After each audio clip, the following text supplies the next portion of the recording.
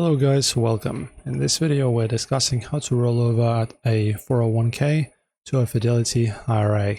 So if you've recently changed jobs or retired and want to move your old 401k into a Fidelity IRA, doing a rollover gives you a complete control over your investments without triggering any tax penalties. And setting this up takes no time at all. Let's begin. So firstly, we need to make sure that you have the correct destination account set up at Fidelity. So go to fidelity.com and log in with your account, or click open an account if you're new. Select IRAs from the main navigation menu. And then choose the IRA type that matches your existing 401k tax structure.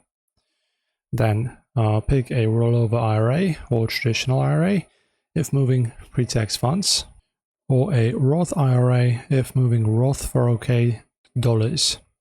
Complete the quick application form, name your account's beneficiaries, and click Submit to generate your new 13-digit Fidelity IRA account number. And now you can execute the transfer depending on where your old 401k is held. So if it's already hosted on Fidelity Net Benefits, log in there, locate your former plan, click Quick Links and choose Rollover. Select your new Fidelity IRA as the destination and transfer will happen automatically online.